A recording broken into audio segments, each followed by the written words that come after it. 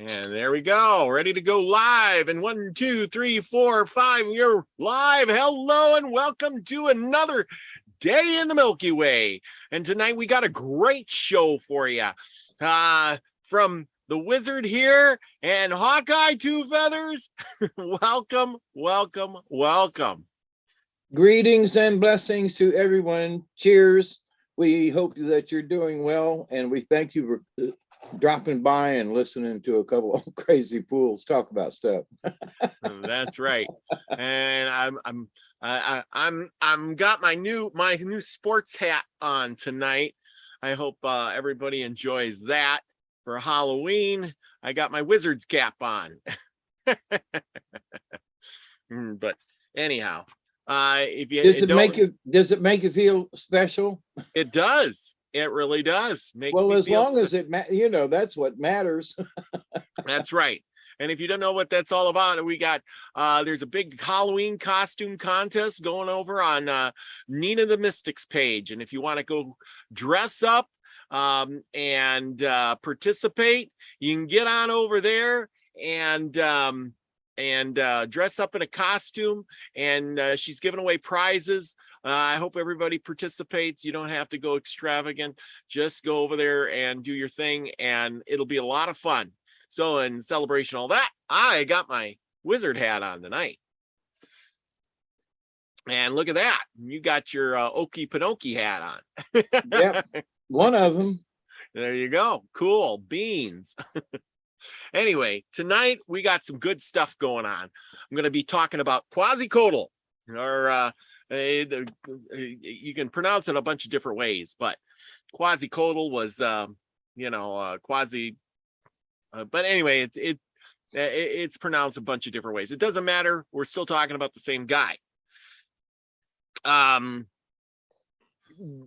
thing is I did a lot of research on this. I got this old book, which gave me one version of all of this, and I really liked that.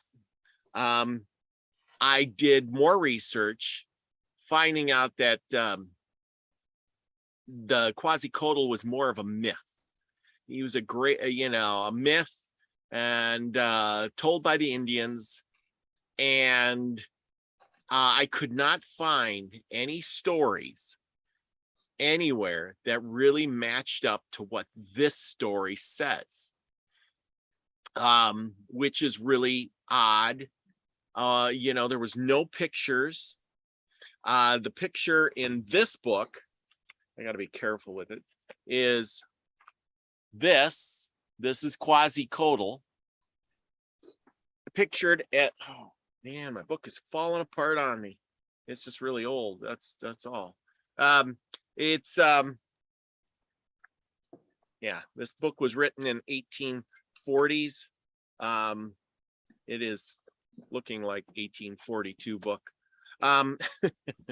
But hopefully it will survive the test of time here so we can read it to all of you. The big thing about Quetzalcoatl and all these things I found out was that this history that's written in this book and all the other histories I've read, nothing matched. The new stuff that we find is he was a feathered serpent. He was a white. He might have been this. He had a beard. In all the pictures, it was much different here and there. Can I interject something? Yeah, go ahead. As somebody that's watching Quetzalcoatl, so for somebody that doesn't know, where's he from?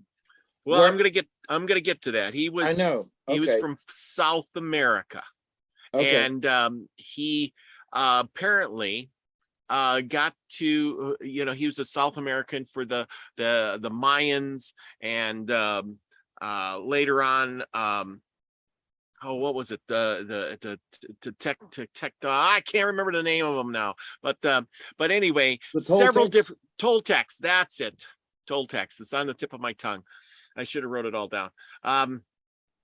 But anyway, the Toltecs, but he might have been from that society too, and just passed down. So I'm going to get right into the story, and we're going to read this, and then I'm going to burst your bubble. So this is very interesting. Quetzalcoatl, the earliest traditions of American Indians, present us with names as certain remarkable personages to whom they referred the origin of civilization. Okay, this is where it gets really interesting, kind of like we talked about the last guy a few weeks ago. The historians are all more or less obscured by fable, and the skeptical inquirer might assign their existence to the regions of mythology. And yes, it's much full of mythology. Research on this was very difficult. This isn't going to be a very long one because it kind of burst my bubble too, and I was really sad in the end. While the inhabitants of the Western continent are still in their origin state of barbarism, and of course, that's what we talked about before. These people came and they were barbarians and they settled them down. These mysterious persons arise among them, and by the exercise of some unknown influence acquire much or such a degree of power over their minds as to turn them from the savage state and implant in their communities the gem of civilized life. These important events are not always detailed with distinctiveness, and the real facts, which are hard to find, are often embellished with accounts that are allied to the marvelous. Men with beards and with clever complex complexion or clear complexions, being white-faced, that the rest of the people make their appearance among the mountains of the Anauk, on the plain of the Cutamara, and in the elevated regions of Cusco, without any indications of their birth or place of birth. These stranger beings, bearing the title of high priests or of legislators and of friends of peace and arts, are received and venerated by the natives, who submit implicitly to their authority. Mako Capac, as the lawgiver of Peru, Bochanera presents himself on the highest plateaus of Bogota, where he acquires authority among the Mukeys. But of the individual, we have hardly any distinct accounts. So there's many of these people that they talk about that came from far away, show up, bring science, knowledge, and religion, and arts and crafts, and all that good stuff. Beyond the simple fact that they came from the savannas that extended along the east of the great mountain ridge of the Calderas. Quetzalcoatl, who performs a single part among the tribes which afterwards constituted the Mexican Empire. It is said to have appeared first at Pacuhuo on the shore of the Gulf of Mexico, clothed in a black sandal robe. He was white. Remember the other two came in funny clothes too. White and bearded man, and became high priest and chief magistrate of Tolula. He established a religious sect, the members of which, like the fanatics of Hindustan, inflicted on themselves the most cruel penances. Remember the last guy, he ruled with peace and love, and this guy, he's inflicting cruel penances. He led a life of a hermit, and his chosen place of retirement was a volcano of a Quetzalcoatl, where he walked barefoot on prickly leaves of the agava. The resigned Quetzalcoatl was a golden age of the people of Anauk. All the classic fables of the Saturnian times are initiated in the description of this period. Men and animals lived in peace. Yes, as we know, animals are always incorporated in these myths. The labors of men brought forth the most fruitful harvest, and the air was filled with multitudes of birds. Melody of their song was magnificent, and their plumage, the delightful state of things, was not long duration. The great spirit Tecaliscopo offered Quetzalcoatl a cup of a drink. Basically, he got him drunk, which rendered him immortal. But at the same time, inspired him with a desire for roaming. He had heard of a distant country called Tilipapan and set out on a search of it. Within his departure, all things began to deteriorate. So once this guy left, all the civilization started going downhill. Quetzalcoatl went southeast and easterly and informed the Lord.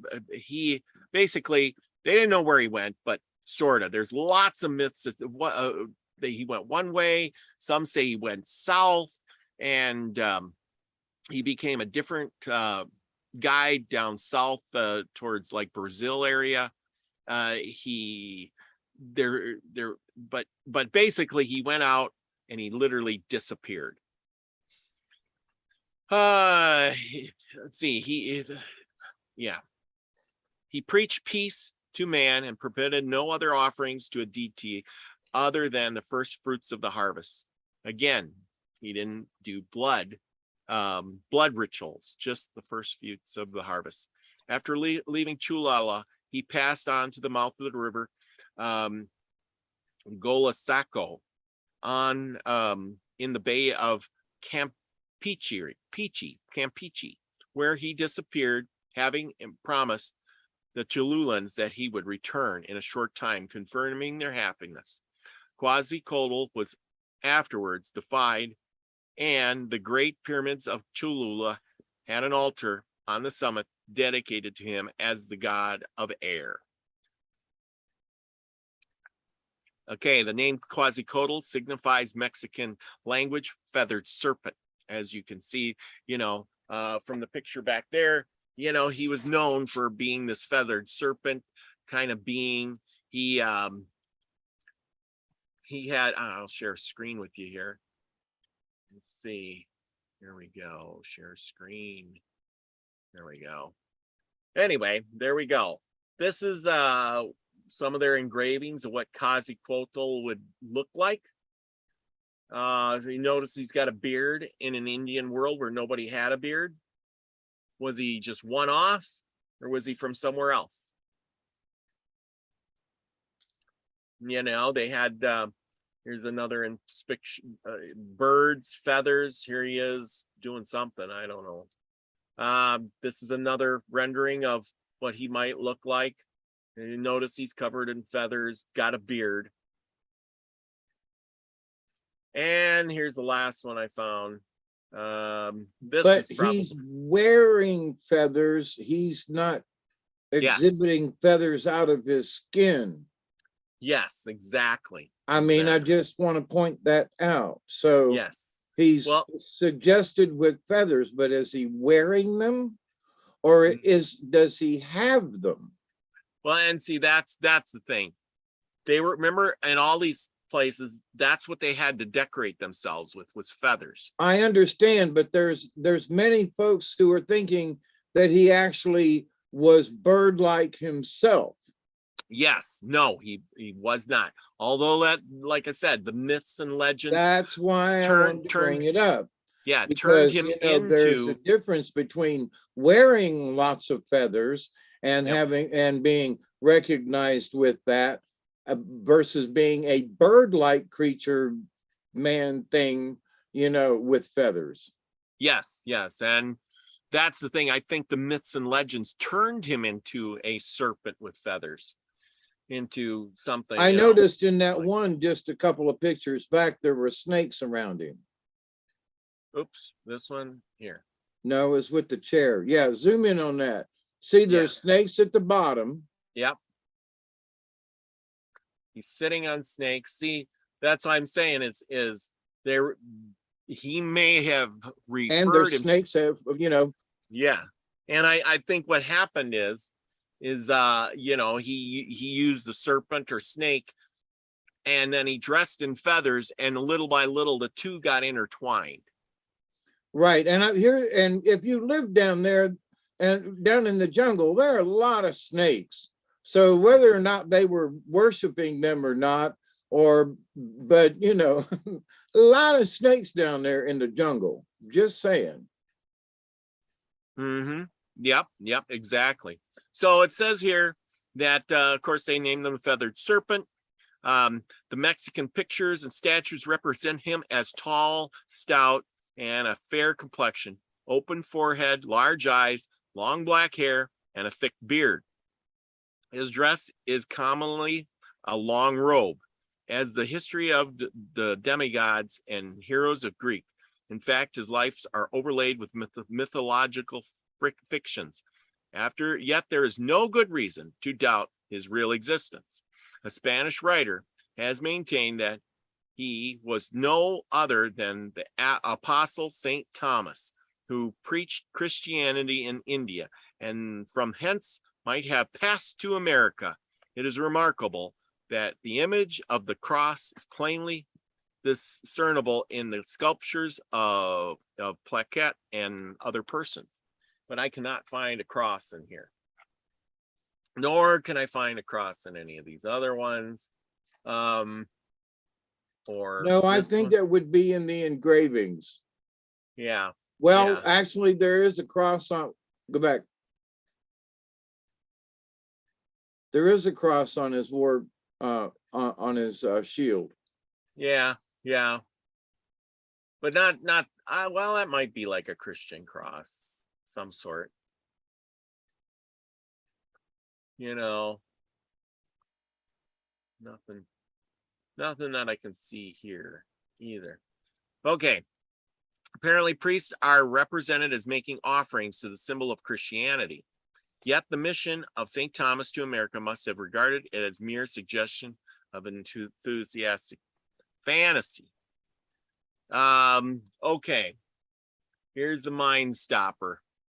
Okay, after I did all this research and I found all this stuff, this is the bubble that burst my bubble of all excitedness. And what happened is when the Spanish, now Quetzalcoatl was a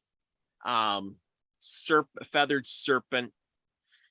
He was depicted, as you see in those pictures, the stone picture. He did have a beard, known as a feathered serpent. But here's the but part. When the Spanish got to America and they started conquering these peoples, and they destroyed all of their history, burning all their papers and everything like that. They hired Pizarro, believe it or not, himself, the guy we talked about the other night, believe it or not, hired a guy, basically his son-in-law, to go to the people and translate their myths and legends or whatever and write it all down. When he did this with the influence of the church. Always. Yes. And in his influence, he was told, probably, I would probably say more than likely, to somehow take their God, make him more human, and turn him into a Jesus character, knowing that their myths and legends say he wasn't born, or he was born of a virgin, he died, and he said he would come back. Now, he took those little pieces, incorporated them into the Jesus legend, and rewrote it. And that's why when we see this picture here, we see a Jesus figure dressed in robes, white man, teaching the natives, and therefore, and they did that with multiple of these dang flies. Anyway, they did this with multiple gods that they had. It's sad to say that when the guy was down there with these natives who, had firsthand knowledge, he translated it to fit the church so that they can convert all the Indians over to Christianity in an easier manner. They also built temples, or the churches over their temples or over their holy spots, so that the people would feel more accustomed going there to the church that was on their original temple spot. So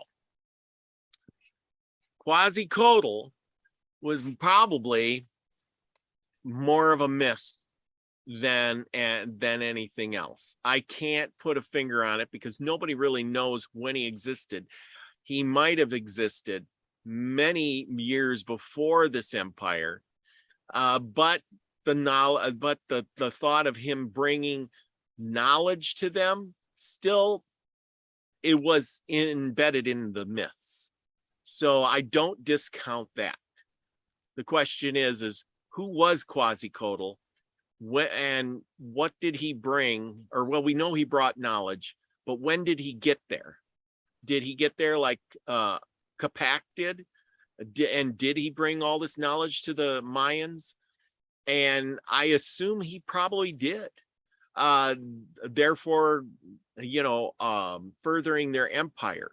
And when the empire went south, and started to crumble, they blamed it on that he left. The God had, our God had left us, and now, everything's falling apart. You see what I'm saying? Right. Because your empire doesn't start out at the top of knowledge and then decrease. You have to start as a caveman and kind of work up. You don't start out with, hey, I know how to read, write, and arithmetic. I know how to build a pyramid. I know how to do all these things. And then a little later on, how do I build a pyramid? I don't know. We got to live in a grass hut now.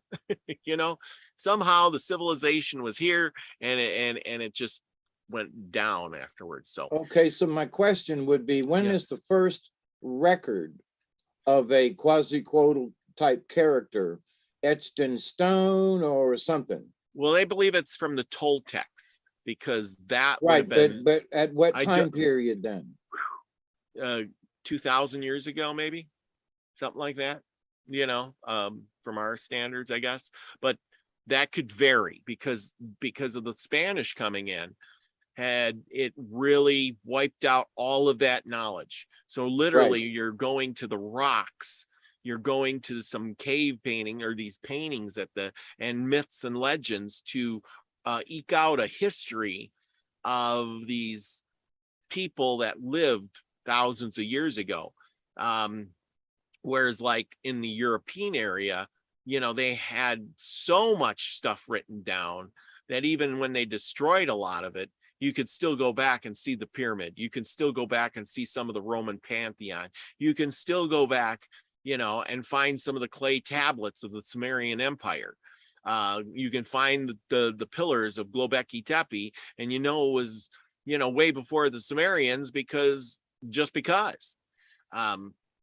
So when it all boils down to this, it was literally lost, which saddens me because of the Spanish coming in. They conquered, they rewrote the history, and labeling one of the gods that they had as a white guy with a beard.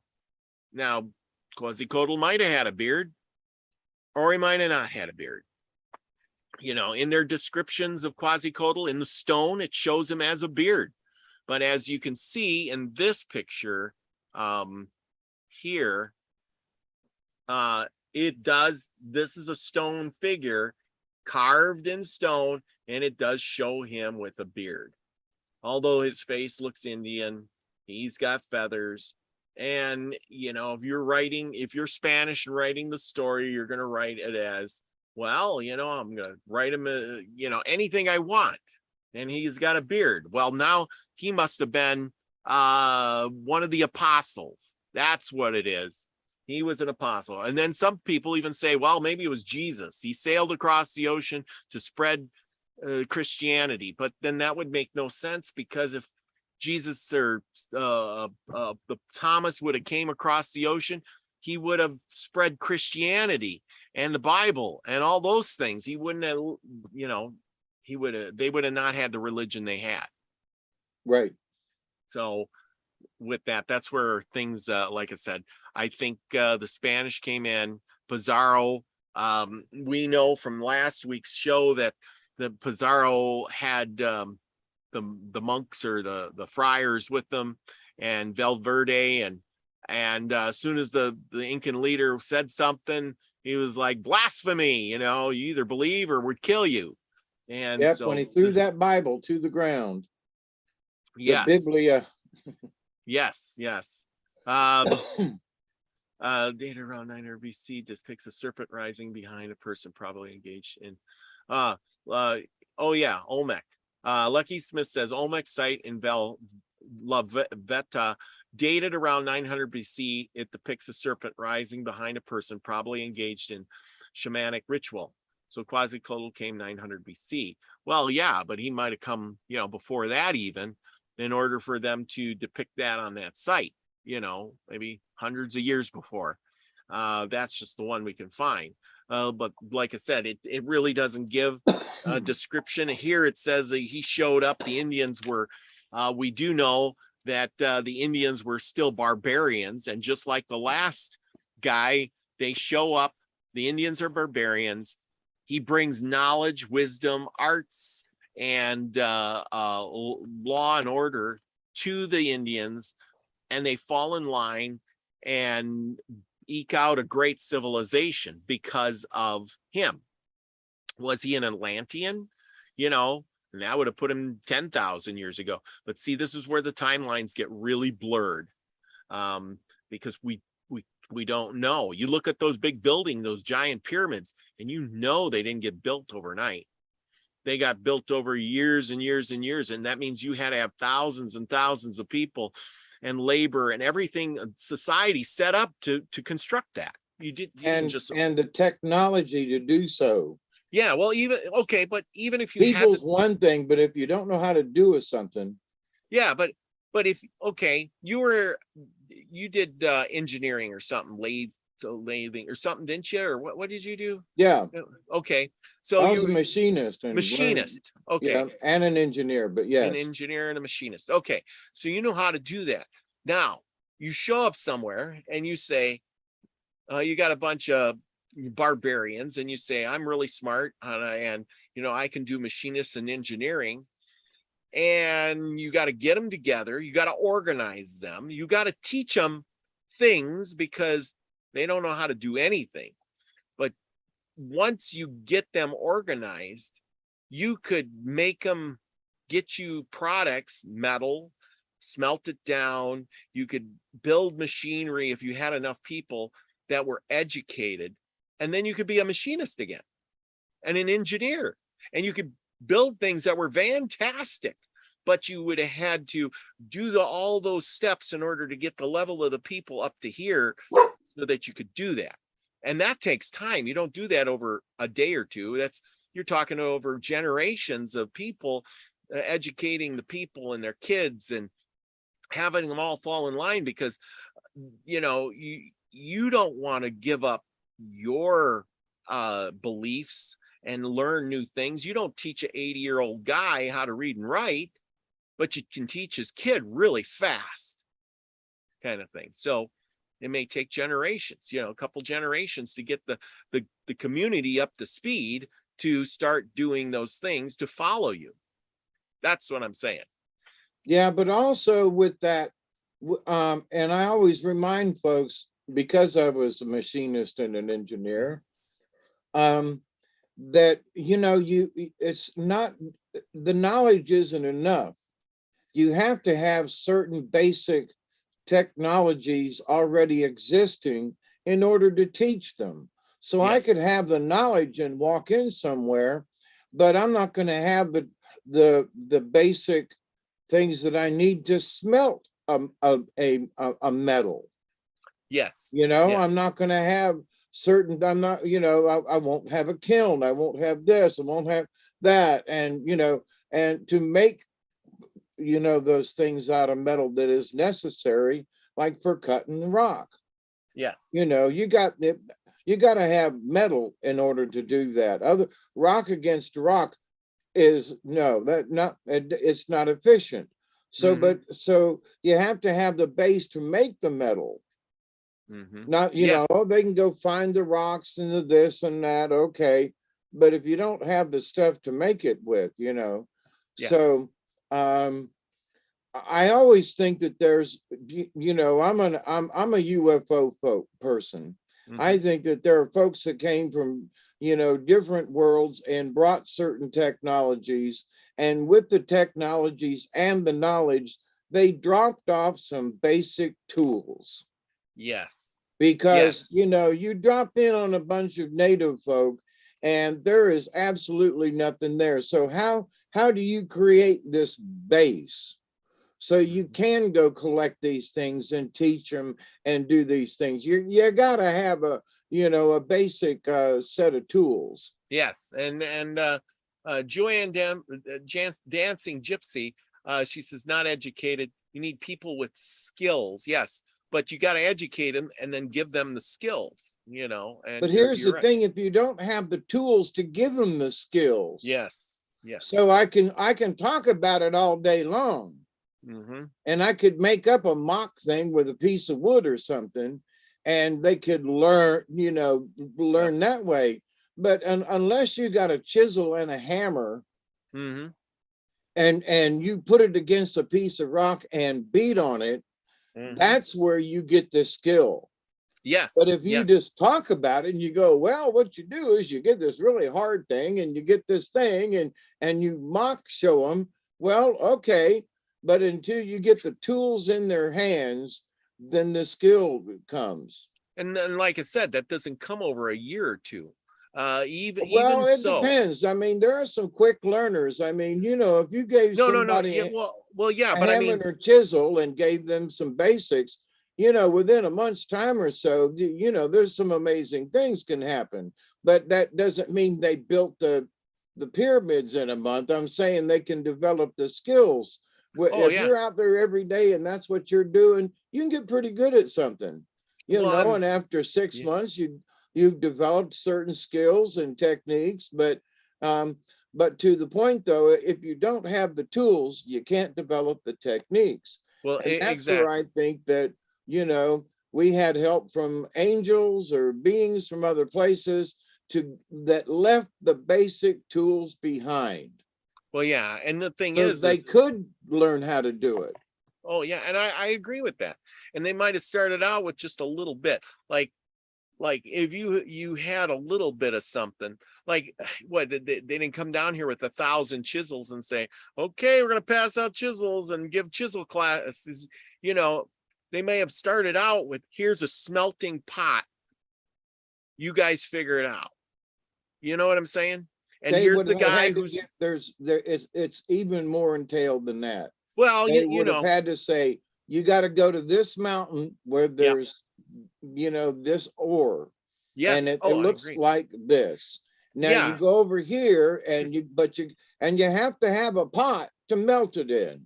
And yes, that pot has to be made out of a certain kind of clay so that it will hold the metal at a temperature and not break. That's your yep. kiln, right? So, I mean, they had to teach these things, and so they had to show them around. They had to point where, you know, Mm-hmm. here's the thing: they still had to have the basic tools. Yes, You yes. know, And then they here, and then they had to make bunches of basic tools because the well, they size of could this pyramid. expound upon on that. Say, Yeah. here's two or three, and Yep. this is how you do it. Yep. And then they went, oh, okay, now you learn how to make your own, and so forth.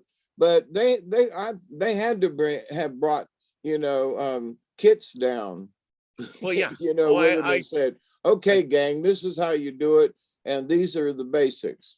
yeah, and I agree. Get you started out with a little bit, and then but then they had to have a teacher or a guide to show them what the hell to do and how to do it, and then because first off, if you got a bunch of barbarians, they're not reading and writing. You can write them a whole list of instructions. Follow this. They're gonna look at you like, I don't know, you know. And follow this. Why would you get a bunch of barbarians to build something? Well, that's the thing. You want them a little educated. You want to give them some skills. You got to have a culture for that too, because they're looking at you like, I just go out and shoot food and then make food and my family, and that's it. I live from day to day. I live in a grass hut. Why do I need to do this? Well, that's where I mean, think about it. To start a society, you're going to have to start a religion. You're going to have to start a government. You're going to have to start schools, stores, because the guys going out working aren't going out hunting. You got to have the guys going fishing. So when you get back, hey, there's food on the table. You got the women over here cooking, or the guys over there cooking. You got the people making the beds in the houses. You got a whole system, to collaborate to get that pyramid built. Because if I'm busy working on a pyramid, I don't have time to go grow food. But here's the thing. How do you convince them to give up their primitive ways to go cut a bunch of rock and build something?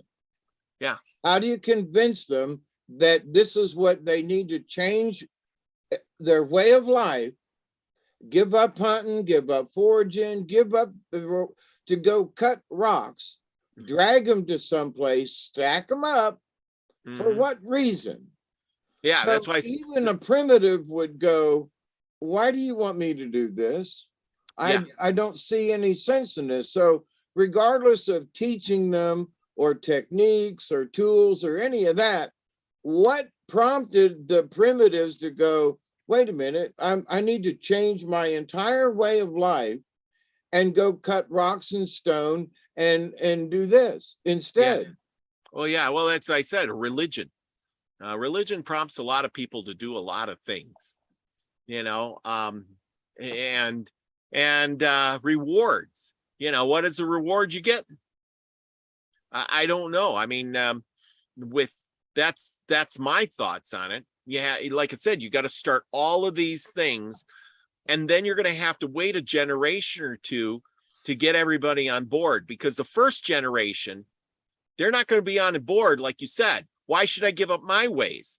But the little kid is very easily influenced. Daddy, look, I went down to the thing and they taught me things, how to read and write.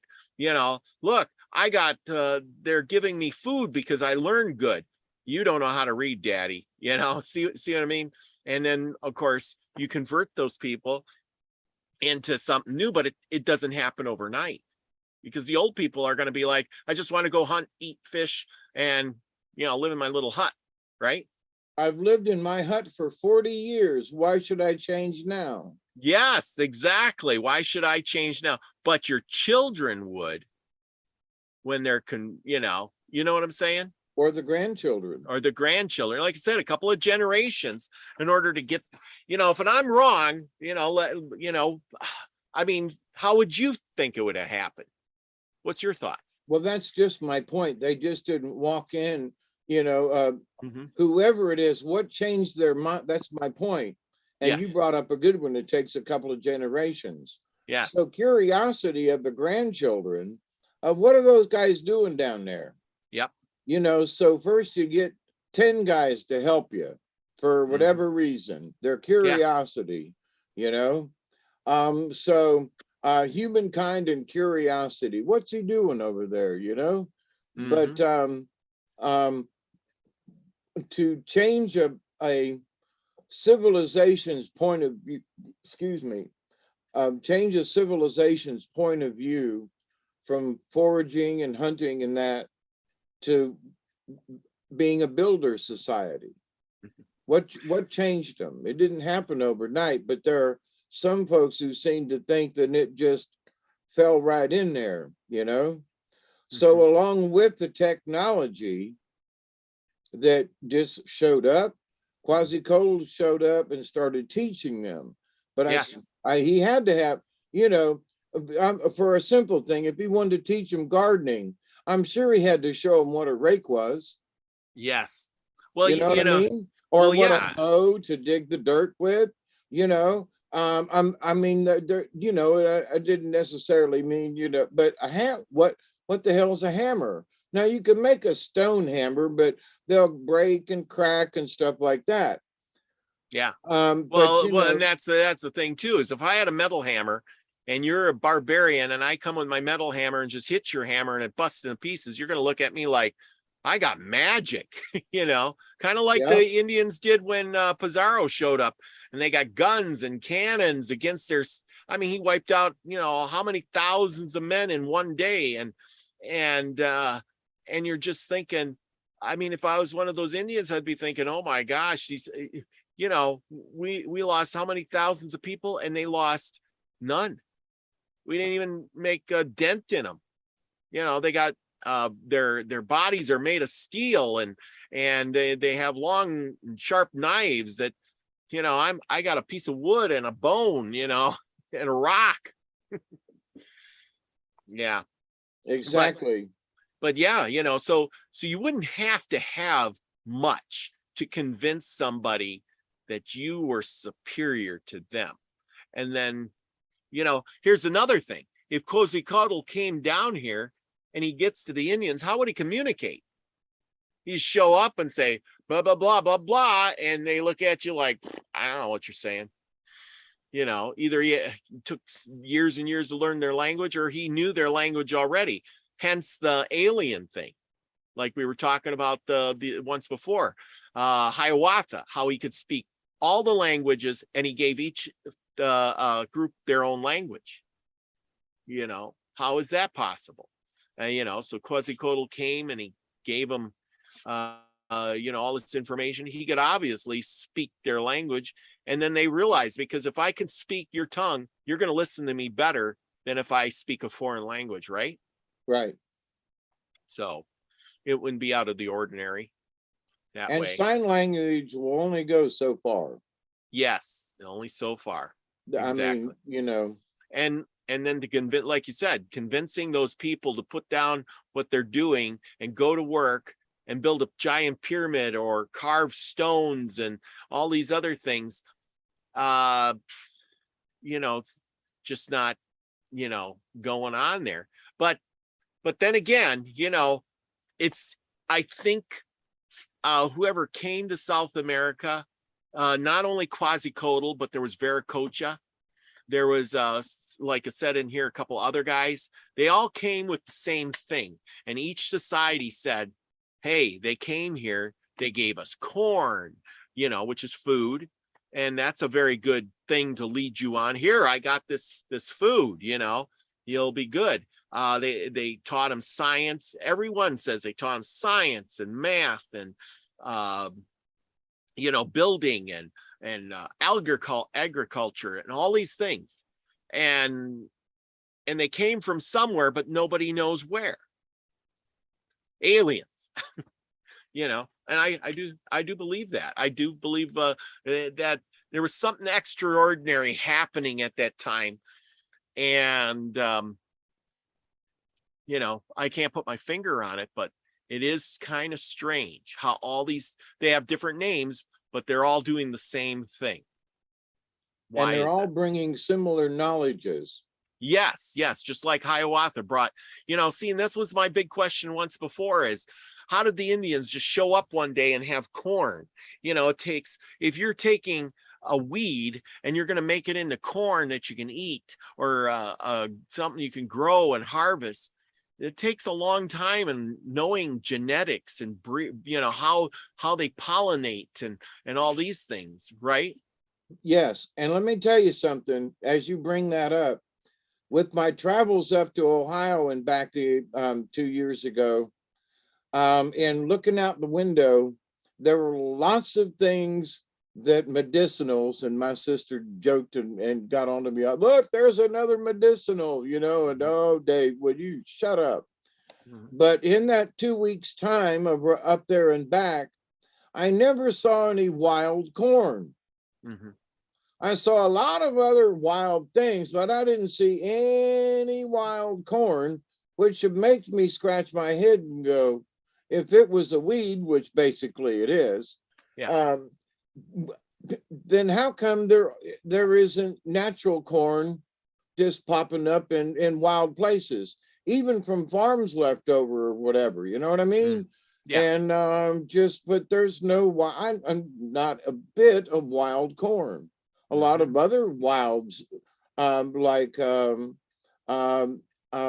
some weed or something, growing in the side of a hedgerow, or there are grasses and different types of things and beans, but I didn't see not one wild corn stalk anywhere.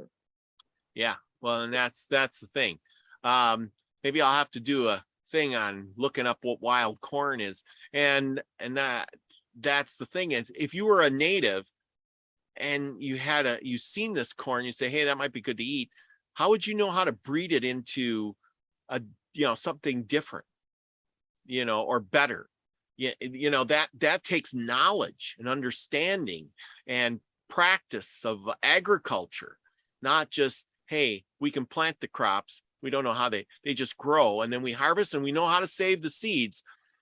But breeding one to another, to another, to another, to get something different. And corn's not necessarily the easiest thing to grow, because you got to grow it in a bunch. Yes. If you grow one or two or three, if you grow one stalk of one row of corn, it's not going to be enough to pollinate itself. Nope. They might come up, but what those little tassels that come up at the top of the corn, and the corn, the ear of corn with all its little tassels coming out, if those two don't get, then the corn don't make in the husk. Oh yeah. So it's like one reason that they grow it in great big huge fields is so that it pollinates all of the little the silks coming off of the ears. Yeah. And but one or two rows, there, if you get any corn, you'd be lucky. So they had to know that too.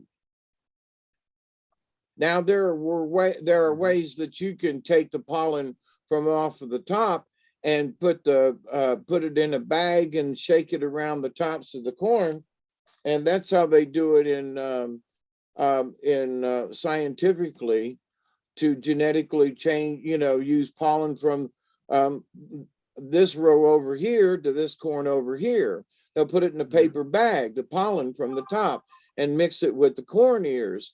So, but the thing is, you got to know that.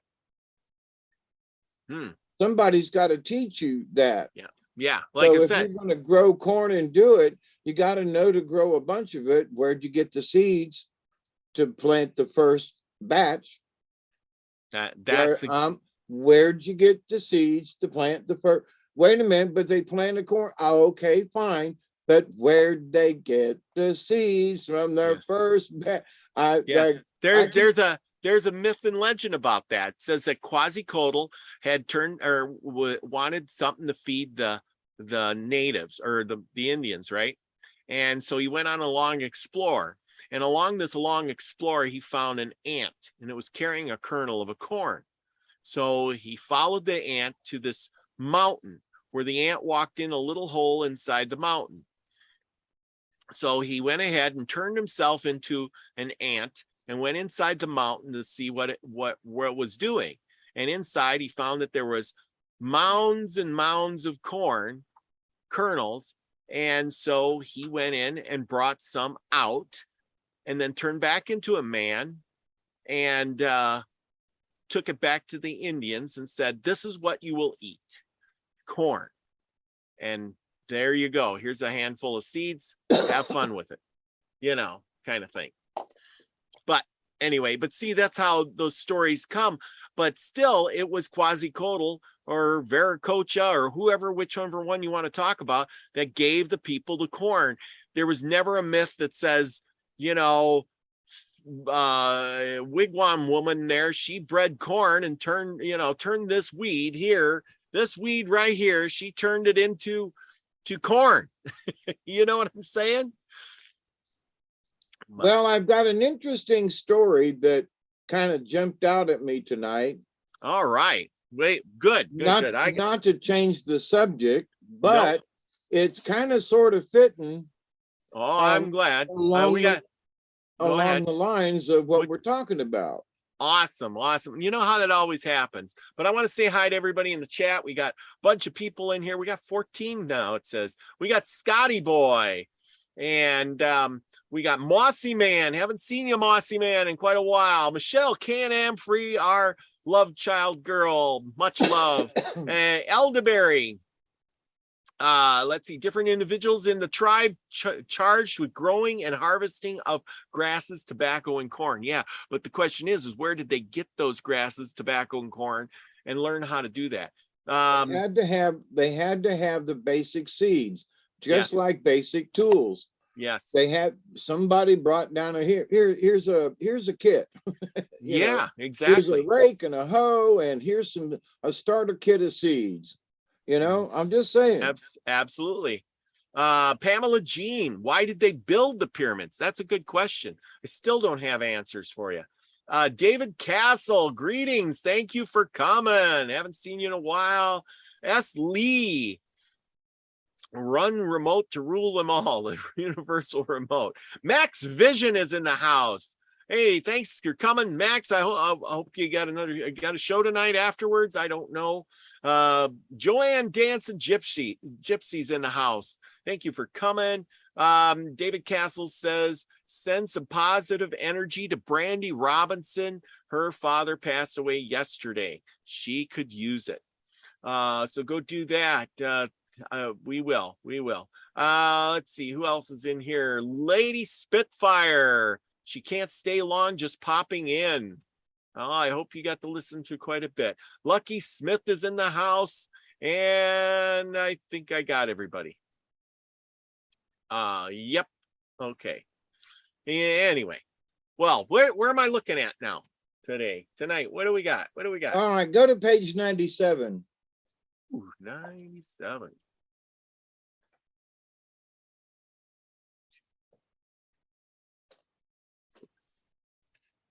Seven. The story is called Emerging into the Upper World. All and right. Because it's sort of long, I don't think I've read this before. Nope. Yeah, not that I can remember, because I would have remembered that one. But yeah, good one for a long one, because I was a short one tonight.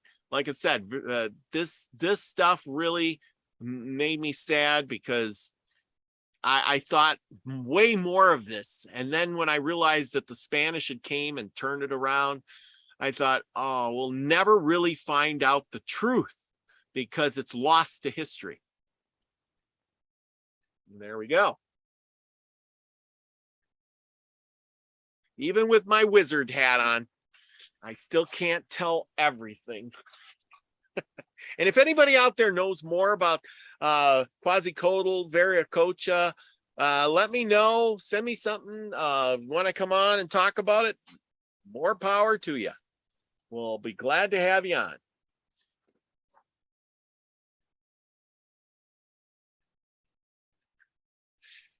Mm-hmm.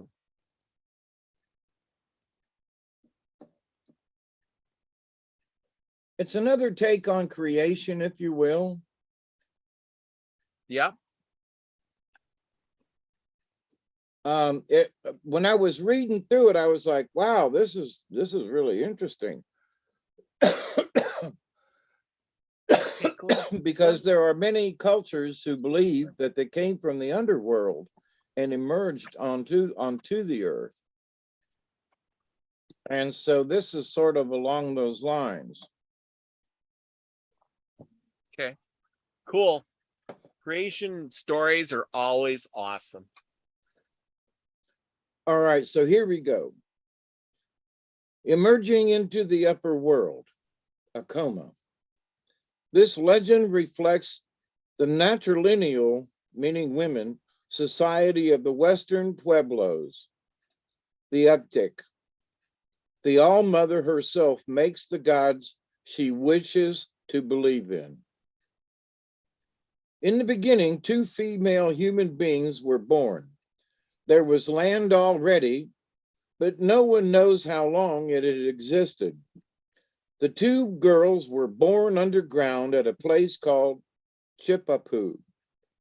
There was no light, but as they grew up, they became aware of each other through touch. Being in the dark, they grew slowly. When they had reached adulthood, a spirit, Tisticano, spoke to them and gave them nourishment. Slowly, they began to think for themselves. One day, they asked the spirit to appear to them and say whether it was male or female. But Tisticano replied only that it was not allowed to meet them. The women asked the spirit why they had to live in the dark without knowing each other by name. It told them that they were under the earth, Muktimi, and they must be patient until everything was ready for them to go up into the light. During the long time that they waited, Tistanako taught them their language. One day, the sisters found 2 baskets full of presents, seeds of all kinds, and little images of many animals. Chisanako told them that the baskets had been sent by their father, whose name was Utisite. He wanted them to take his gifts up into the light. Tistinako said, "You have the seeds of 4 types of trees. Plant them. You will use the trees to climb up." Because the sisters could not see, they felt each object in their baskets and asked, "Is this it?" And Tistinako answered yes or no. In that way, they identified the 4 seeds and then buried them in the underground world. All sprouted, but the trees grew very slowly in the dark. The women themselves slept for a long time, and whenever they woke, they felt the trees to find out how tall they were. A certain pine grew faster than the others, and after a very long while, it pushed a hole through the earth and let in a little light. However, the hole was not large enough for the women to pass through. With Chistinako's help, they found the image of an animal called the Dayup, the badger, in their baskets. Commanding the badger to come alive, the sisters asked him to climb the tree and dig around the edges of the hole. They warned him not to go out into the light, so he climbed up, enlarged the hole, and returned directly. Thanking him, they said, "As a reward, you will come up with us into the light and live in happiness."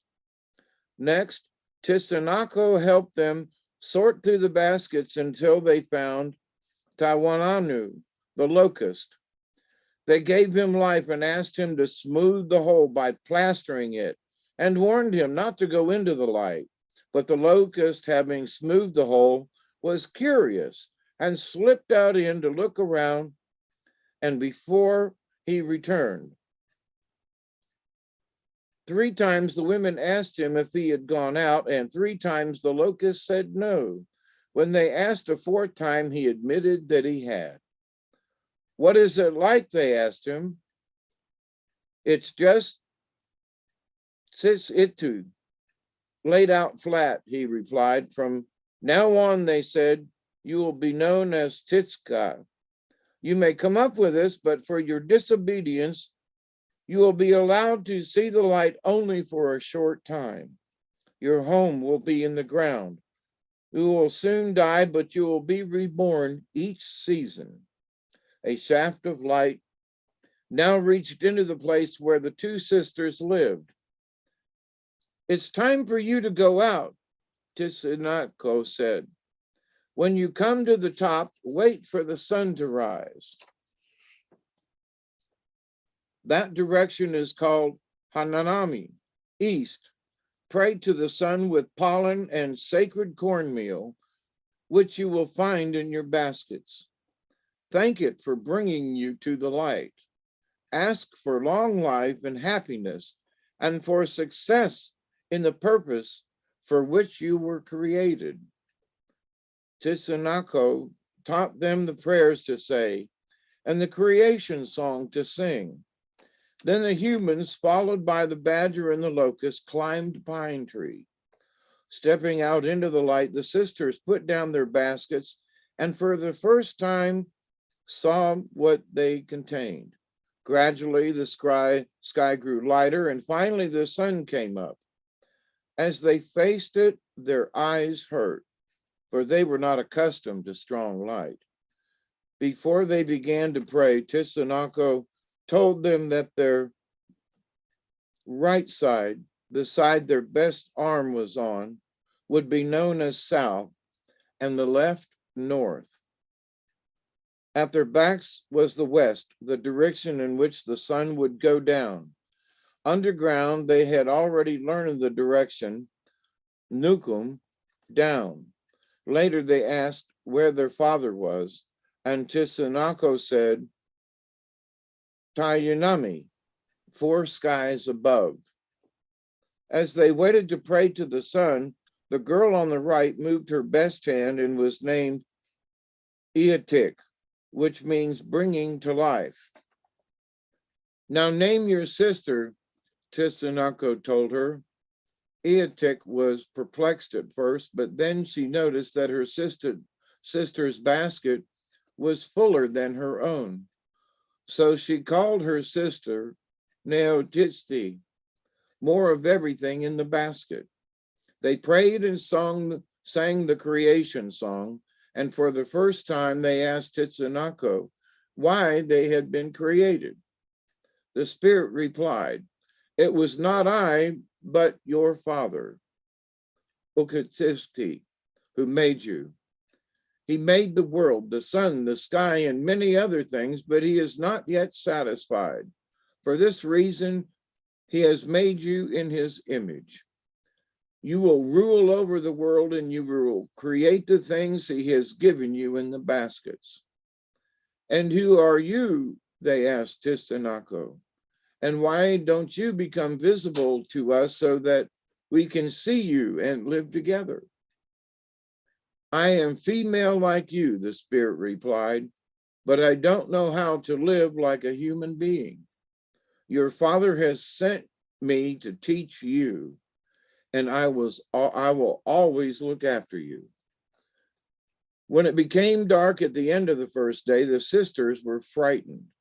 They thought that Tisanako had betrayed them, but she explained, "This is the way it will always be. The sun will go down and a new sun will come up in the east tomorrow. Rest and sleep while it is dark." So the sisters slept, and the next day the sun rose. Happy to feel its warmth, they prayed to it as they had been taught. Tisanako said, Neotisi, which clan she wished to belong to. Neotisi said, "I see the sun, so my clan will be the Sun Clan." The spirit asked Iatik what clan she wanted. Iatik had noticed that her basket contained the seed from which the sacred meal was made, and she said, "My clan will be the Yakahano, the Red Corn Clan." The sun was too bright for Iatik. It hurt her eyes. She tilted her head sideways so that her hair hung as a sunscreen, producing a reddish shade on her face. "The sun has not appeared for you," Tisanako observed. "See how it shines on Neotitsti and how white she looks." Hastily, Iatik also bared her face to the sun, but it did not make her as white as Neotitsti, and Iatik's mind was slowed down while Neotitsti was made quick.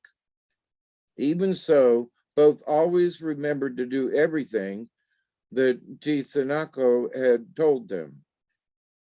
From now on, Tisanako told the sisters, you will rule in every direction, north, west, south, and east. Bring everything in your baskets to life, for Tisti has created you to help him to complete the world. Now it is time to plant the seeds. So far, the sisters had not eaten food, and they did not understand what the seeds in their baskets were for.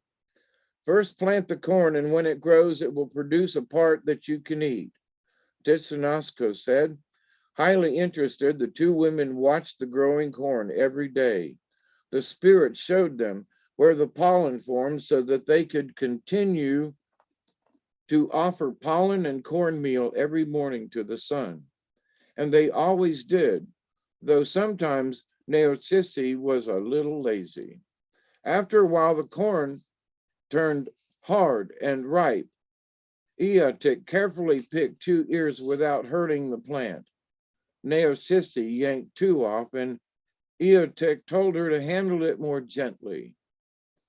Tisanako had said that the corn must be cooked, but the sisters did not understand what cooked meant until a red light dropped from the sky that evening, explaining that it was fire. The spirit taught them to scoop up some of the flames up on a flat rock and feed them with branches from the pine tree.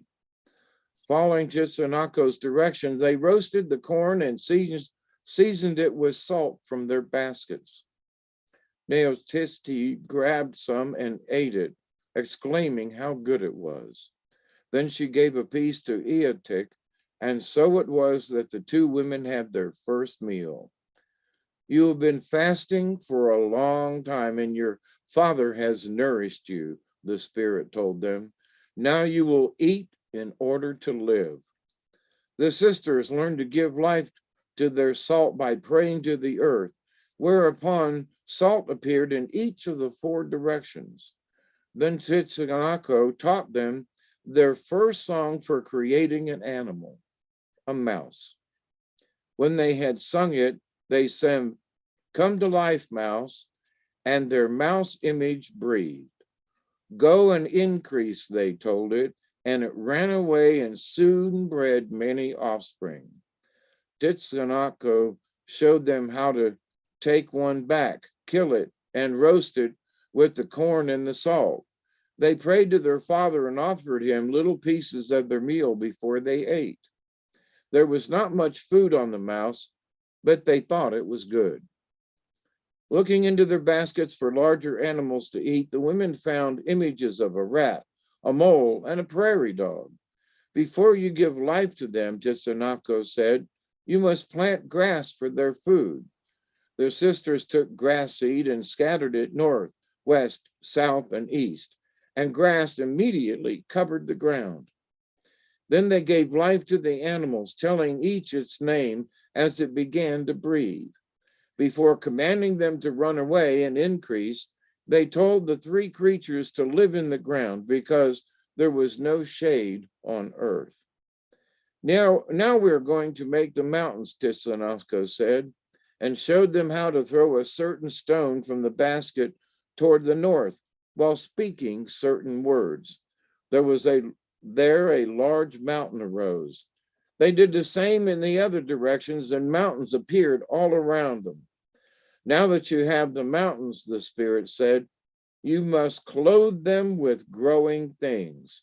From the trees they had planted underground, the sisters took seeds, which they scattered in all directions. These will be tall trees, Titsanako said, and large enough to form the logs you will use to build houses. There were many seeds left in their baskets. The women planted food-yielding trees, pinyon, cedar, oak, and walnut, with the prayer, grow on this mountain and yield fruit for food. Your places are in the mountains. You will grow and be useful. They planted other seeds, such as pumpkin, squash, and beans that Titsanako said would be important to them. As these crops ripened, she showed them which parts to eat. The sisters too were growing and they needed more food. They began to bring the larger animals to life. First, rabbits, jackrabbits, antelope, and water deer, then deer, elk, mountain sheep, and buffalo. They told the buffalo to live in the plains, the elk and the deer in the mountains, and the sheep on the very high mountain slopes. They ate their meat and enjoyed the new tastes, and always they prayed to their father before they began a meal. The sisters made mountain lions, wolves, wildcats, and bears, strong beasts that hunted the same game that the humans used. They made birds, eagles, and hawks, which hunted small game, and little birds whose bright colors beautified the country. They made the wild turkey and told it not to fly. They told the smaller birds to eat various seeds on the mountains and plains.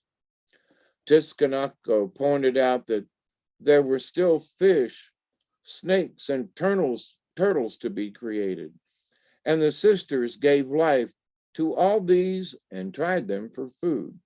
They found that some were good to eat and others were not. But whenever they ate, they prayed first to their father. So it happened that many animals came alive in the world. Eotik was always ready to use their seeds and images, but Neotisti was selfish about the things in her basket. Now, Neotisti had many left, and she said she wanted a chance to give life to more of her images. I am the elder, Eotik replied. You are younger than I. Is that true? Neotistes said. I thought we were created at the same time. Let's put it to the test. Tomorrow, let's see for which of us the sun rises first. Eotik agreed to the test, but she was afraid that her sister would get the better of her in some way. She went to a white bird she knew called Koika, the magpie, and asked it to fly quickly into the east and use its wings to shade the sun from Neotisti. The magpie flew fast and far, for Eotik had told it not to stop. But it began to feel hungry, and when it passed over a lion's kill, it could not resist landing. The carcass, a deer, had a hole in its side. The bird put its head into the gash to eat the intestines and then flew on without noticing that its white feathers were soiled and bloody. The magpie did reach the east before the sun had risen. It spread its wings on the sun's left side, creating shade over Neotisti. In this way, it happened that the sun struck Eotik first, and Neotisti was very angry. Eotik whispered to the magpie that it must never tell. Then she saw its filthy plumage and said, because you stopped and ate from this day on, you will eat carrion, and your feathers will be spotted instead of white. Both sisters were now having selfish thoughts. Neotisti was full of plans to outwit Eotik, but Eotik watched her and anticipated everything. Neotisti saw that Eotik was not happy. Eotik noticed that Neotisti had wandered off alone. Tisanako had told them that their father forbade them to think about having children. She promised that other humans would be born to them at the appropriate time. But now Neotisti met a snake who said, why are you sad? If you bore a child in your likeness, you wouldn't have to be lonely just because you and your sister don't get along. What can I do? Neotisti asked. Go to the rainbow. He will show you. Soon afterward, Neotisti was sitting alone on a rock when it rained. It was so hot that the rain cracked on the ground, and she lay on her back to receive the drops. As the water dripped into her, the rainbow did his work, and she conceived without knowing it. Eotik noticed that her sister was growing very fat, and after a time, Neotisti bore 2 children, both boys. Very angry, Tisanako came to them. Why have you disobeyed your father? She asked. For your sin, he is taking me away. You are alone now. Tisanako left them, but instead of feeling sorry, the two sisters found that they were happier. It turned out that Neotisti disliked one of her children. So Eotic took him and brought him up. The two women still did not get along, but they were so busy with the children that it hardly mattered. When the children were almost grown, Neotisti said to her sister, we aren't really happy together. Let's divide what remains in our baskets and separate. I still have many things, though. They require a lot of work. Neotisti pulled out sheep and cows, seeds for wheat and vegetables, and many metals. But Eotic refused them, saying they would be too difficult to take care of. Neotisti looked again in her basket and found something written. She offered it, but Eotic did not want the gift of writing either. You should have taken some of the things I offered, Neotisti said. In a long time we will meet again, and then you will desire my possessions. We'll still be sisters, but I'll be the better of you again. Taking the boy she had brought up, Neotisti disappeared into the east. Eotok said to the other boy, we will continue to live together here with everything our father has given us. The years passed, and Tiamuni, as she called him, grew up to become her husband. Eotek bore him a girl who was entered into the clan of her sister, the Sun Clan. After the fourth day of the baby's birth, Eotek put some pollen and sacred cornmeal into its hand and took it to pray to the sun. And with the many children that Eotek bore afterwards, she followed this same ritual that she herself had been taught when she came up into the light. Eotek's children lived together and began to increase. Their mother ruled over them, for she had her own power now that Tisanako was gone. But Eotek wished to create some other rulers, so she made the spirits of the seasons by taking earth from her baskets and giving it life. First, she made the spirit of winter, which she told, you will live in the North Mountain and give life to everything in the wintertime. Next, she created the spirit of spring and sent him to the West Mountain. The spirit of summer she sent to the South Mountain, and the spirit of autumn to the East Mountain. These four spirits were ugly, not at all like the children she had borne. She taught each one what to do. Winter was to bring snow. Spring would warm up the world. Summer would heat the world, and autumn would dislike the smell of plants and fruits and work to destroy them. And Eotek taught her children how to pray to these spirits for moisture, warmth, ripening, and frost. Taking dirt from her basket, Eotek next gave life to the gods. The first one she created, she named Titsanuts. You are very handsome, she said, but I will give you a mask that makes you different from us humans. She fashioned it from buffalo skin, colored it with different kinds of earth, and decorated it with fenders. Around Titsanut's neck, she hung a wildcat skin and painted his body. She gave him a skirt, a belt, and moccasins, put cords on each wrist, and painted buffalo skins on his arms. On his calf, she bound spruce branches. You see that I have created many other gods, she told him. I appoint you their ruler. You will initiate the others. She gave him weeds of the soapwood plant for the initiation and then spoke them all. From now on, wear the costumes I have made for you. You are rain gods, created to call the rain when you dance before my people. They will worship you for all time.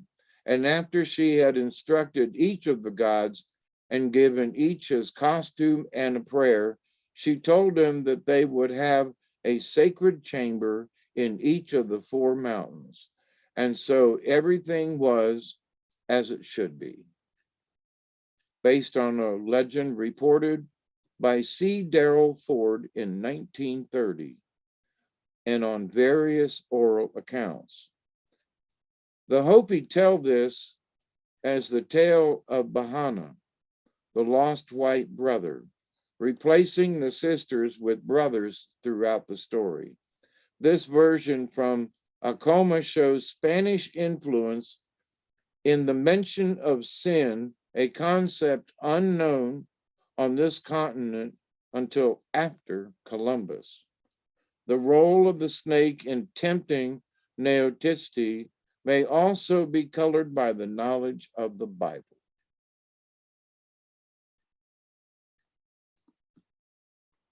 Now, as what we were talking about the corn and planting it, and it was just, when I saw this earlier, I was like, And then as we started talking about it, I was like, yeah, I think this is the story for tonight. So that it is. It was so right on. I kept thinking, oh my gosh,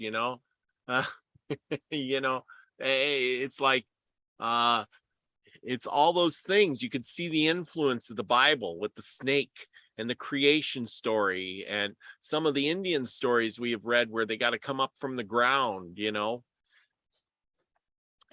all of that, it was and their father, and planting corn, and then the sun god was in there too, worshiping the sun. I've been reading about that a lot. All these religions, we are so bamboozled because but the sun really wasn't a god, but they said they were gratified every day that it came up and it gave them warmth, Yes, it gives you warmth and food, and it does all. That's one thing they do know, and they give thanks for it, because the sun gives you, without the sun, you don't get anything. Nothing grows, nothing lives. You live in the dark. And they did live in the dark. They started in the dark. Yes. Well, like I was researching the other day, I'm doing this thing, I'm researching on Exodus and the tabernacle and the Ark of the Covenant and stuff like that. And it turns out, like Moses, for instance, the ancient meaning of Moses is sun, S-U-N, sun. And basically he was the highest, whoever he was the highest ranking or individual in the mystery school that he went to. And since he was the best or whatever, he would have been, they named him after the sun, a sun god of Ra. So he was the son of Ra. You get it? Meaning Moses. So, he took on that name. And I thought, how ingenious is that? But here you go. We've been reading all these Indian things, and what did they all worship? The sun. They were religions of the sun, religions of the Incas, the Mayans, all of them, religion of the sun. What? This is too coincidental.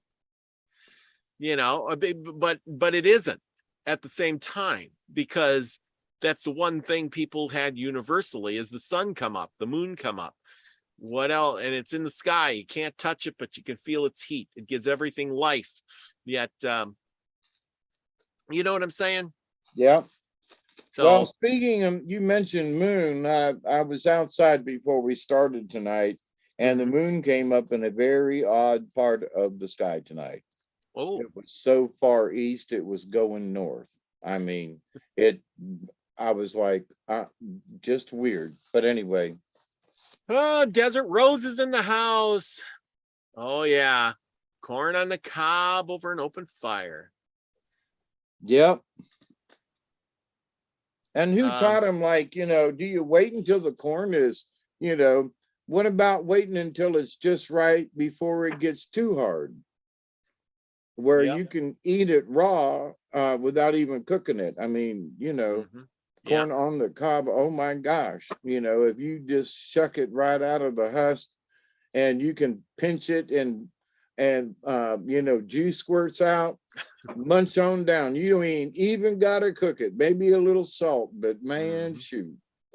Oh yeah. Delaney Pearl Jones is in the house. Yep, I got her basket full of stuff. I got the little she got me the wands and these pencils with all handmade. I want to say thank you. These are really nice. Everybody can see this. She's made all these by hand. Look at that. Here's my a wand that she made here. Was this one? This is the one. But anyway, either way, they're all cool. She sent me the little all Halloween stuff, skull buddies, she calls them. And then she sent me some jewelry stuff, which I'll probably be passing out here. She all this stuff. There's some jewelry things. I haven't even opened it up. I'm not a jewelry wearer, especially necklaces.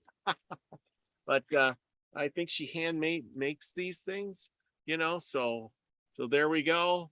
If you want any of this kind of things, get a hold of Delaney Pearl Jones and she will fix you right up. These are pretty neat. Yeah. And maybe Halloween, I will be passing this out for some lucky viewer, maybe for Nina's party or something. Sounds good. Anyway, just wanted to say that. Thank you, Delaney Pearl Jones. And she says they glow in the dark. Awesome. So you got a card for us tonight. Actually, 2 of them. 2 of them. Love it. And interesting, they're both upside down, which doesn't necessarily mean negative, but one is the deer and the other is hummingbird. And the deer card is number 4 and hummingbird is 44. Just sitting here looking at that going, So I'm going to start with deer first. And to kind of sort of preface it, the story of deer, I love it. It's gentleness. And it's one of my favorite cards. And it hasn't shown up lately. So no, we haven't had deer in a long time. Yeah, interesting that it's here now. But dear, so gentle and loving you are, the flower of kindness and embrace from afar. One day Fawn heard Great Spirit calling to her from the top of Sacred Mountain. Fawn immediately started up the trail. She didn't know that a horrible demon guarded the way to the Great Spirit's lodge. The demon was trying to keep all the beings of creation from connecting with the Great Spirit. He wanted all of Great Spirit's creatures to feel that Great Spirit did not want to be disturbed. This would make the demon feel powerful and capable of causing them to fear him. Fawn was not at all frightened when she came up on the demon. This was curious, as the demon was the archetype of all the ugly monsters that have ever been. The demon breathed fire and smoke and made disgusting sounds to frighten the fawn. Any normal creature would have fled or died on the spot from fright. Fawn, however, said gently to the demon, "Please let me pass. I am on the way to see Great Spirit." Fawn's eyes were filled with love and compassion for this oversized bully of a demon. The demon was astounded by Fawn's lack of fear. No matter how he tried, he could not frighten Fawn because her love had penetrated his hardened, ugly heart. Much to the demon's dismay, his rock-hard heart began to melt and his body shrank to the size of a walnut. Fawn's persistent love and gentleness had caused the meltdown of the demon. Due to the gentleness and caring that Fawn embodied, The pathway is now clear for all of Great Spirit's children to reach Sacred Mountain without having to feel the demons of fear blocking their way. That's the most important message right there. The pathway, please listen. The pathway is now clear for all of Great Spirit's children to reach Sacred Mountain without having to feel the demons of fear blocking their way. So if you're afraid that Creator's not listening, Fawn is already, Deer's already made it. It's already open. So Deer teaches us to use the power of gentleness to teach the hearts and minds of wounded beings who are trying to keep us from Sacred Mountain. Like the dappling of the fawn's coat, both the light and the dark may be loved to create the gentleness and the safety for those who are seeking peace. Now, upside down. Deer in the contrary position indicates that you are courting your fear by fighting the internal demons of negative ideas. This is a clue for you that force is not always the best method. You may not be willing to love yourself enough to feel your fears and let them go. You may be projecting your fears on others. It may also be others whom you fear, reminding you of a time when you reacted to life in much the same manner. At any rate, love is the key. The only true balance to power is the love and compassion of Deer. Be willing to find things to love about yourself and others, and your demons will melt away. Your fears cannot exist in the same place that love and gentleness abide. I need to read that again. Your fears cannot exist in the same place that love and gentleness abide. It just simply can't. I mean, if you push out the fear and love and calmness and kindness and gentleness come in, fear can't come in there. It just can't. Remember, Fawn can teach you many lessons about unconditional love. In its true application, unconditional love means that no strings are attached. The gentleness of Fawn is the heart space of Great Spirit, which embodies his or her love for us all. The gentleness of Fawn is the heart space of Great Spirit, which embodies the love for us all. That's a positive. It is. So if anybody's out there, and there's a lot to be afraid of these days. I mean, they're talking about wanting to, we're all going to get nuked again. And I'm sorry, I just ain't buying it. But if I get nuked, well, I'll see you on the other side. That's The right. hummingbird is joy. Joy. So we have Deer, which is gentleness, and to find that, to keep the love and the gentleness within us.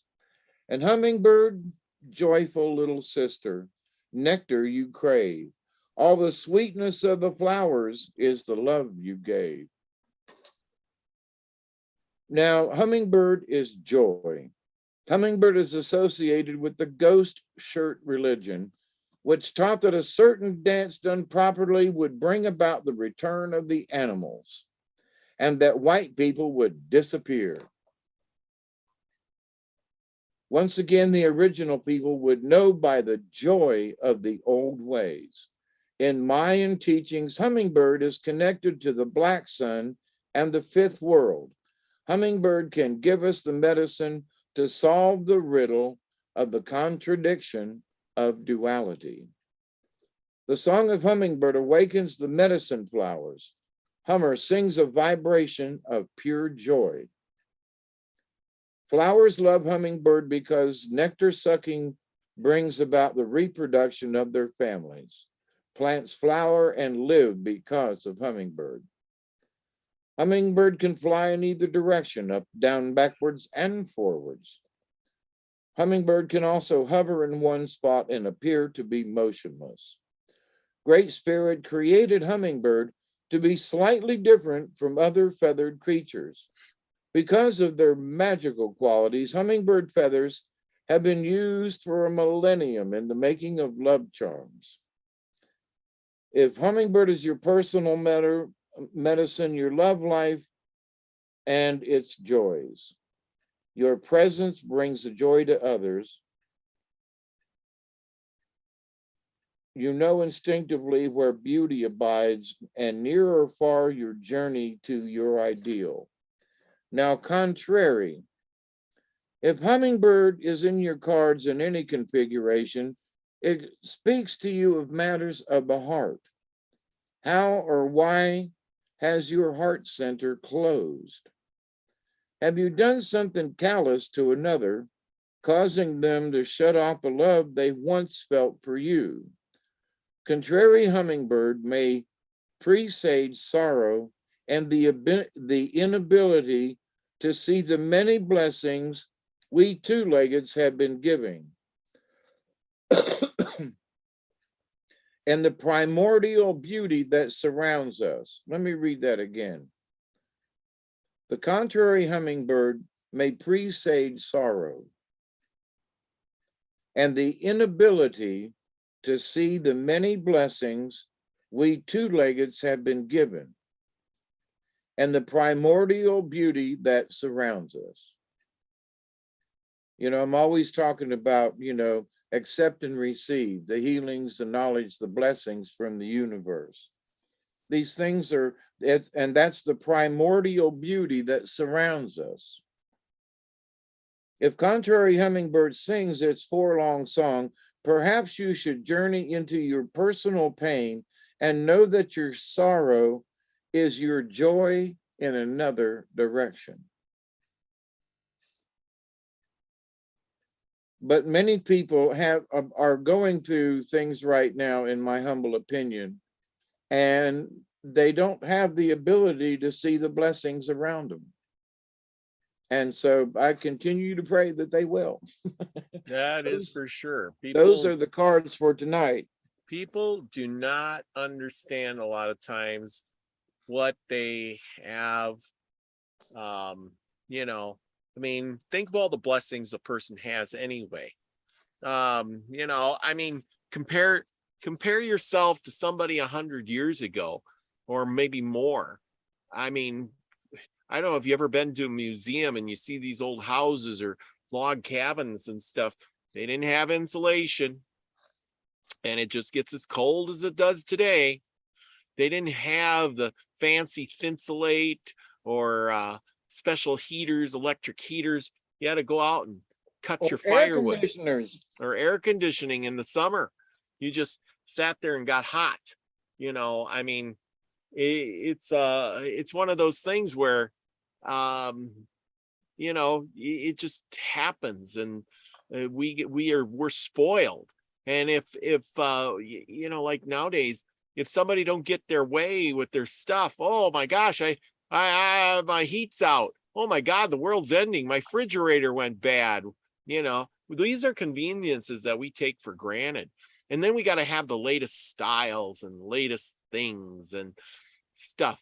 But we're lacking sometimes in the communication with other people, because in the end, you can't take all that junk with you. You may be able to, you can take your memories, maybe, you can take your experiences, but you can't, and your friendships, but you can't take your things. They're just things. They have to remain here. And so, a good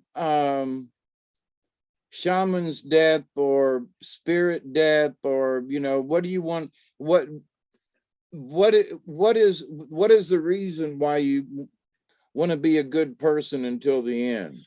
It's Mhm. so that you can remember who you are or were in this life into the next. So, what's the goal here? Well, I'm going to be as good as I can in this life so I Mhm. can remember in the next life who I was this time around, you know? Exactly. And so that's a good spirit life. That's the highest achievement. And you won't know till you pass over, right? Yeah. But there are so many things in our world now to worry about that our ancestors did not. I mean, Yeah. food, clothing, a place that was halfway decent, warm or dry. And Mhm. thinking about warm or dry, um, the temperature dropped down here in the south. We had a little cool front come in, and Mhm. I had neglected to look at the weather to see what the lows were going to be. Mhm. And so in my little solar house here, I just, it's going into the fall of the season. And I didn't notice that it had dipped down to like 48 degrees the other morning. Mhm. Now I'm in a pair of shorts and a long sleeve shirt and a t-shirt, and that's all I've had. I haven't turned on any heaters. Mhm. And it's been cool in the house. But here's the thing, Mhm. without understanding how cold it really was. Ooh, it's 48 degrees. Oh, I better turn on a heater. I didn't. I just went woo and put on a vest, and me and Duggar have been hunkering down. So for the last week to 10 days that it's been cool down here, I've just allowed my system to get used to the cool weather. So if I'd have been watching the weather, I'd have wanted to turn on the heaters. Yeah. I'd have wanted to do this. Well, it's going to be 48 degrees. Ooh, that's chilly.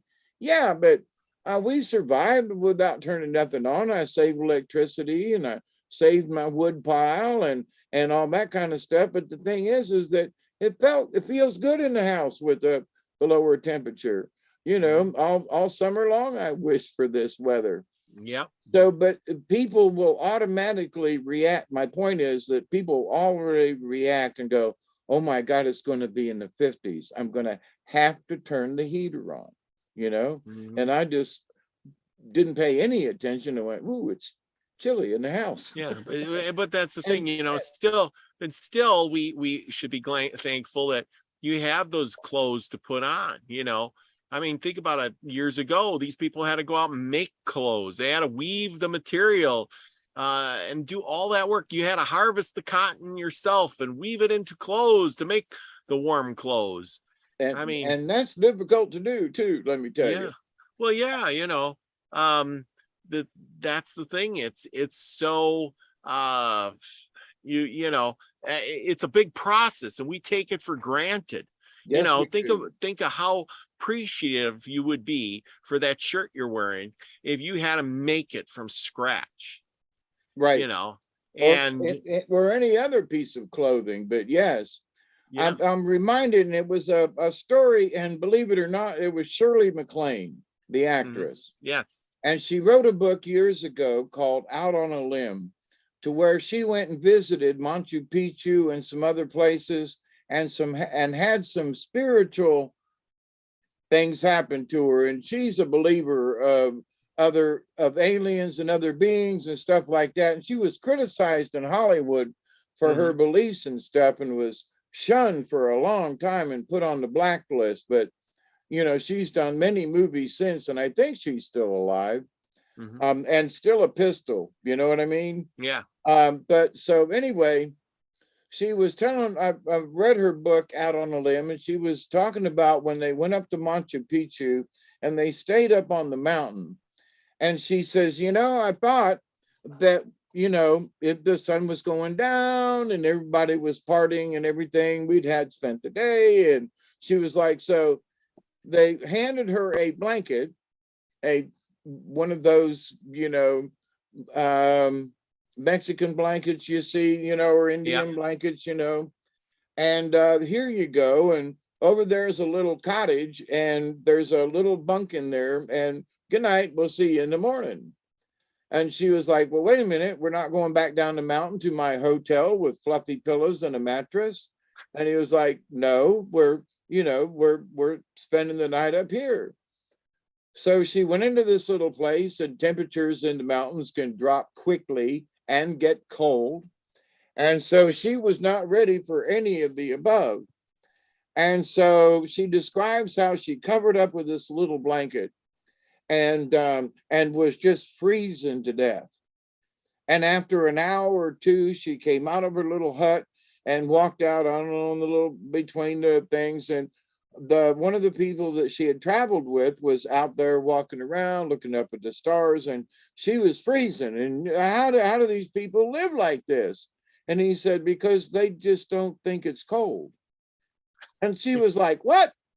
Because they were just used to it. And a little blanket, they just snuggled right up, and so she was like, oh no, I can't believe this.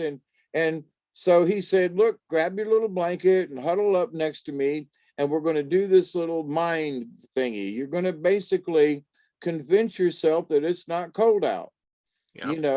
And because you've not been trained, you have to detrain yourself. And went through this thing, and he said, think warm thoughts. And she was like, oh, this is stupid and silly. But after a while of sitting there chatting, she realized she wasn't cold anymore. And she was like, well, wait a minute now. So she went back into her little bungalow thingy, laid down on the cot, covered up with the same blanket, thought warm thoughts, went to sleep, and had one of the best sleeps she'd had in a long time. So that's my story of moving up from Florida to Georgia. When it got to 50 degrees, I had blankets on, I had a fire going. This house, you would sweat to death because I wasn't used to the cold. So, but after the years, I've had, electric blankets and quilts and stuff, and be piled up underneath them. It'd only be like 45 degrees outside. And you'd swear to God there was, 4 feet of snow, and it was, 40 below. So, but over the years, I've noticed that it does work. A single blanket in certain temperatures, I've gotten along just fine, without a heater or anything like that. So when you get adjusted to things like our natives and ancestors did, they didn't do a fire. They did a fire because they had to cook, and it warmed the house as well. But if it got just a little chilly outside, they didn't bust the fire up.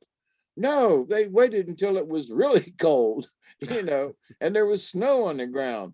So there are things that our society has gotten accustomed to, like electric blankets, and it's got to be so warm, and the house has got to be 75 degrees, and when it's 50 outside, and we really don't know how good we've got it. But the other side of the coin is, from a basic standpoint, I do get how good we've got it.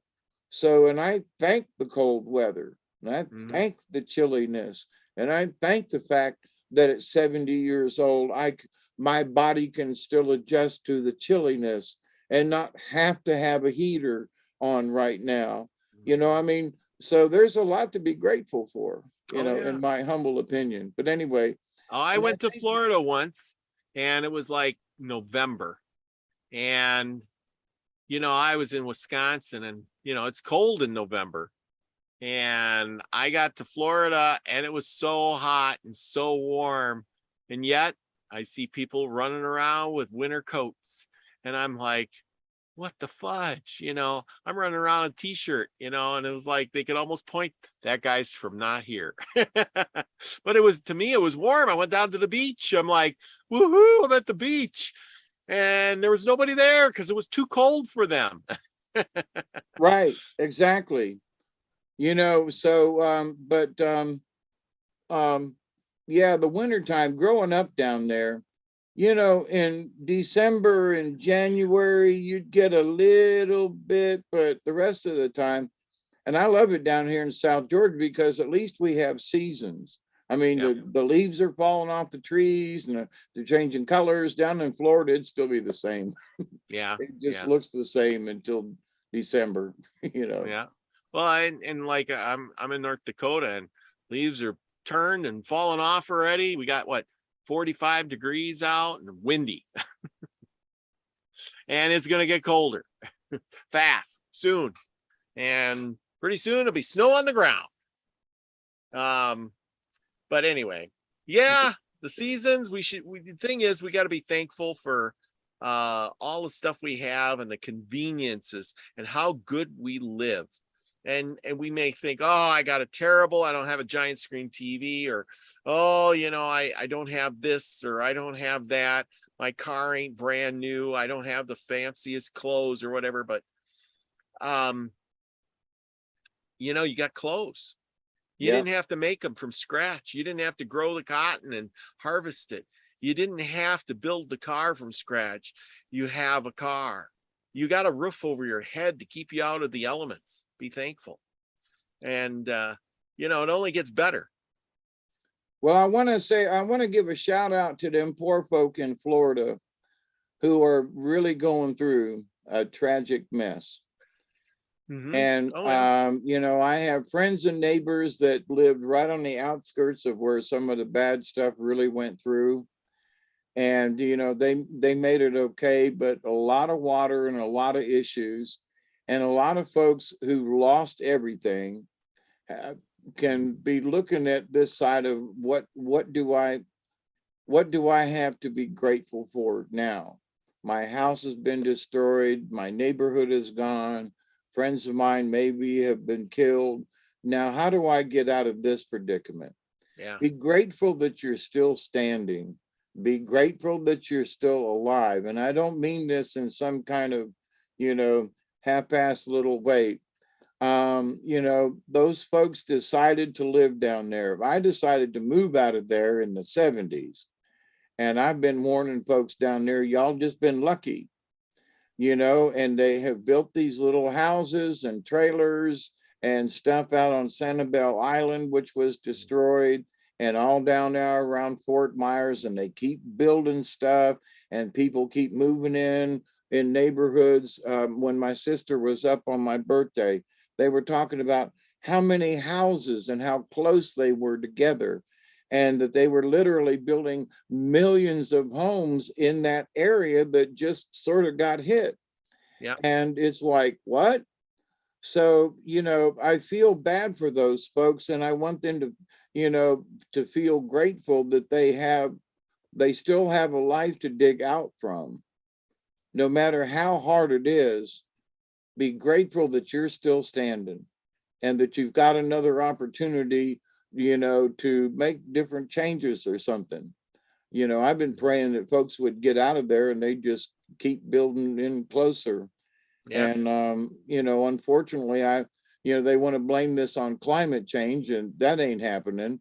Somebody reported that NOAA put out that how many, bad category storms, and there were some that were recorded back all the way back to as far as 1905. So this idea that climate change is what's causing this is silly. Yeah. Because, the climate's always changing. There's always been bad storms. But if you live close to the beaches and areas where it's nice most of the time, you have to be able to say, well, sometimes bad stuff happens and you got to be prepared. But at the same time, if you're going to make that decision, then be grateful that the storm that went by didn't kill you. It might have took your house and your belongings, but you made that choice. That's right. Yeah. When So you I live in really these spots, feel bad for those folks, and I'm praying for them. And I'm hoping that they will make better decisions in the long run. Well, Maybe they won't rebuild down there, please. Well, that is the thing. The thing is why weren't there houses there before? There wasn't houses there before because, it's just like building your house on a fault zone or the tornado alley. Hey, this is tornado alley. Let's build a nice big house here. What's going to happen? You're going to get hit by a tornado. And not only that, but a lot of flooding. And there are places down there that they've literally been building in the swamps and dredging out the bay and stuff, and then using that and building up places that are only 2 feet above the sea level. You're two Yeah. feet above sea level. I don't care how far inland you are, you're 2 feet above sea level. And Well, I so, agree. some of these folks that are driving through the neighborhoods and stuff, and houses that are half full of, the water's up halfway. I got to say, you live in a flood zone. I'm praying for you all. If you're going to rebuild, put it on stilts. I mean, come on. Well, It, that you're right. It's like these people that build right up on the riverbanks of the Mississippi, and and then and every 50 years or 100 years it floods, and their house is underwater, and they're sitting there going, "Wonder when my house flooded," because you built along the river. Eventually, it's gonna overflow one of these days.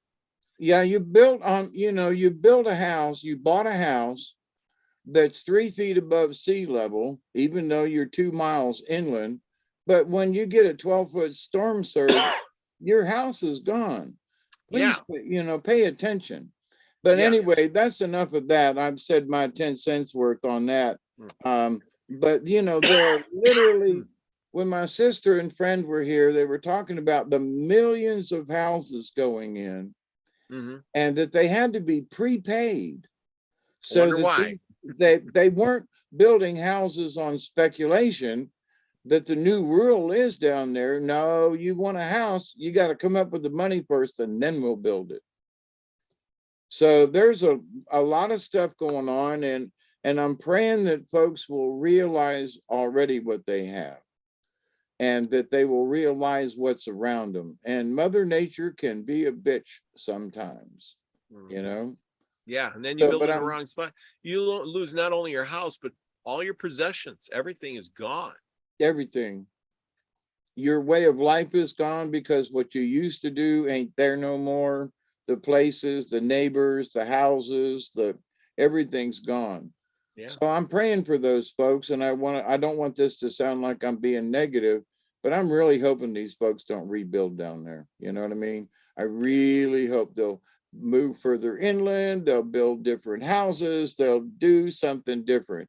And I'm hoping these people will realize, thank you, Jesus, I'm still alive. Let me make different decisions from here on out. That's what I'm praying for.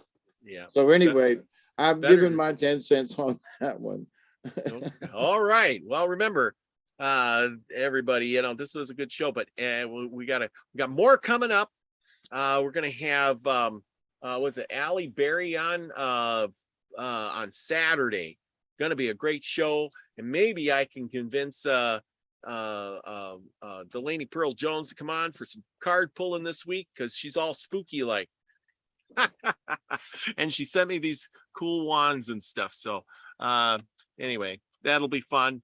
Maybe, I don't know, depending on my work schedule, but we'll try to get back as soon as possible. But don't forget to catch me every night here with something from everything from a story that David has told in the past for a Milky Way short, or some wild and cool information. Remember, I'm the wizard now. Right. Anyway, okay, everyone, you have a great night. Remember, do something for somebody nice. Don't forget to go check Nina's out and dress up in a costume for her costume party. I'll be there. And do something nice for somebody, even if it's only to smile at them. Just give them a thumbs up, make somebody's day. Remember, go out and be the frequency you want to receive. I love you all, everybody. Peace, everyone. Cheers. There we go.